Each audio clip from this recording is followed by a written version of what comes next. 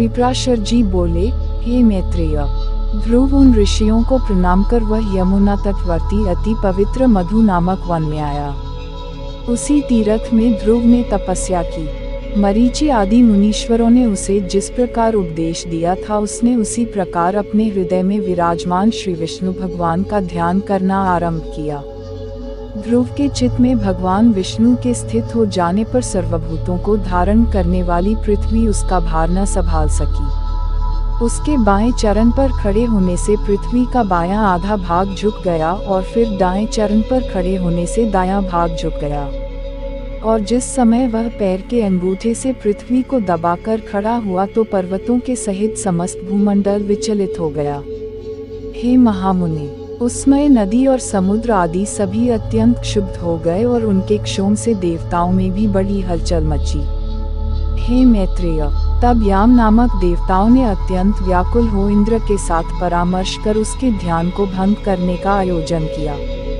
हे महामुनि, इंद्र के साथ अति आतुर कुष्मांड नामक उपदेवताओं ने नाना रूप धारण कर उसकी समाधि भंग करने आरंभ किया। उस समय माया ही से रची हुई उसकी माता सुनीति नेत्रों में आंसू भरे उसके सामने प्रकट हुई और, हे पुत्र, तू शरीर को भुलाने वाले इस भयंकर तप का आग्रह छोड़ दे। मैंने बड़ी बड़ी कामनाओं द्वारा तुझे प्राप्त किया है। बेटा, मुझ आश्रयहीना का तो एकमात्र तू ही सहारा है। कहाँ तो 5 वर्ष का तू और कहाँ तेरा यह अति उग्र तप। इस निष्फल क्लेशकारी आग्रह से अपना मन मोड़ ले। अभी तो तेरे खेलने कूदने का समय है। यदि आज तू इस तपस्या को न छोड़ेगा तो देख तेरे सामने ही मैं अपने प्राण छोड़ दूंगी। श्रीप्राशर जी बोले, हे मैत्रेय, भगवान विष्णु में चित्त स्थिर रहने के कारण ध्रुव ने उसे आंखों में आंसू भरकर इस प्रकार विलाप करती देखकर भी नहीं देखा। तब संपूर्ण माया के लीन हो जाने पर उससे हार जाने की आशंका से देवताओं को बड़ा भय हुआ। अतः उसके तप से संतप्त हो वे सब आपस में मिलकर जगत के आदि कारण, शरणागत वत्सल, अनादि और अनंत श्रीहरि की शरण में गए। देवता बोले, हे देवाधिदेव, हम सब ध्रुव की तपस्या से संतप्त होकर आपकी शरण में आए हैं। हे देव, जिस प्रकार चंद्रमा अपनी कलाओं से प्रतिदिन बढ़ता है उसी प्रकार यह भी तपस्या के कारण रात दिन उन्नत हो रहा है। हे जनार्दन, इस उत्तानपाद के पुत्र की तपस्या से भयभीत होकर हम आपकी शरण में आए हैं। हम नहीं जानते वह इंद्रत्व चाहता है या सूर्यत्व अथवा उसे कुबेर, वरुण या चंद्रमा के पद की अभिलाषा है।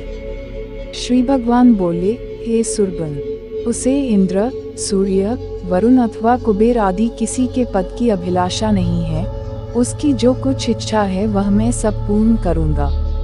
हे देवगण, तुम निश्चिंत होकर इच्छानुसार अपने अपने स्थानों को जाओ। मैं तपस्या में लगे हुए उस बालक को निवृत्त करता हूँ। श्रीप्राशर जी बोले, देवाधिदेव भगवान के ऐसा कहने पर इंद्र आदि समस्त देवगण उन्हें प्रणाम कर अपने अपने स्थानों को गए। सर्वात्मा भगवान हरि ने भी ध्रुव की तन्मयता से प्रसन्न हो उसके निकट चतुर्भुज रूप से इस प्रकार कहा, हे उत्तानपाद के पुत्र ध्रुव, तेरा कल्याण हो। मैं तेरी तपस्या से प्रसन्न होकर तुझे वर देने के लिए प्रकट हुआ हूँ।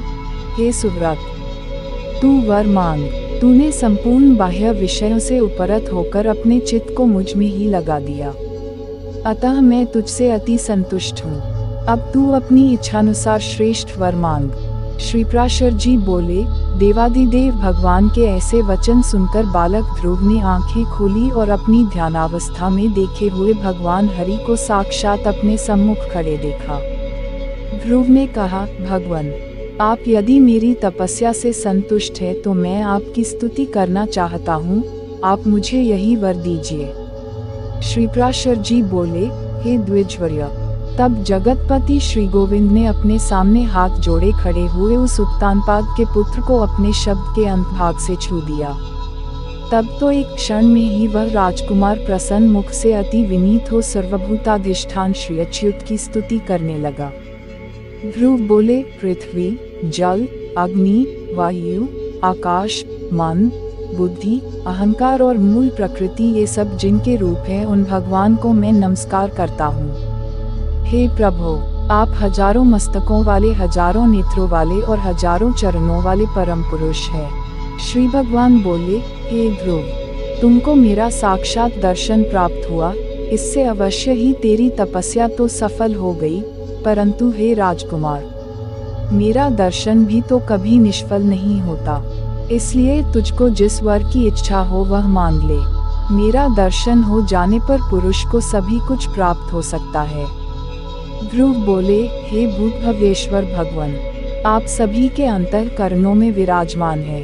हे ब्राह्मण, मेरे मन की जो कुछ अभिलाषा है वह क्या आपसे छिपी हुई है?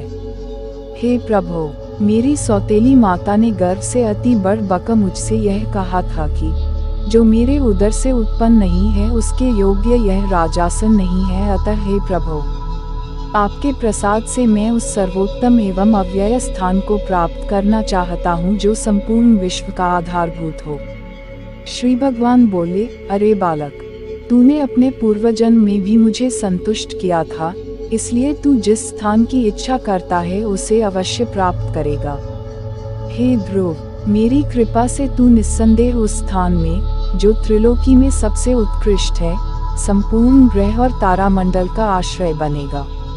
हे ध्रुव, मैं तुझे वह ध्रुव स्थान देता हूँ जो सूर्य, चंद्र, मंगल, बुध, बृहस्पति, शुक्र और शनि आदि ग्रहों, सभी नक्षत्रों, सप्तर्षियों और संपूर्ण विमानचारी देवगणों से ऊपर है।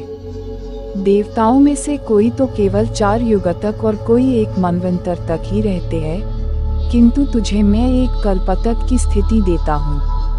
तेरी माता सुनीति भी अति स्वच्छ तारारूप से उतने ही समय तक तेरे पास एक विमान पर निवास करेगी, और जो लोग समाहित चित्त से सायंकाल और प्रातः काल के समय तेरा गुण कीर्तन करेंगे उनको महान पुण्य होगा।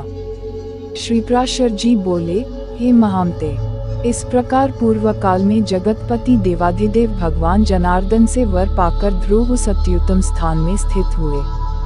जो व्यक्ति ध्रुव के इस दिव्यलोक प्राप्ति के प्रसंग का कीर्तन करता है वह सब पापों से मुक्त होकर स्वर्गलोक में पूजित होता है। वह स्वर्ग में रहे अथवा पृथ्वी में, कभी अपने स्थान से च्युत नहीं होता तथा समस्त मंगलों से भरपूर रहकर बहुत काल तक जीवित रहता है। इस पुराण का अगले पार्ट आप सुनना चाहते हैं तो कृपया कमेंट करें और चैनल को सब्सक्राइब कर बेल आइकॉन को भी दबाना ना भूलें।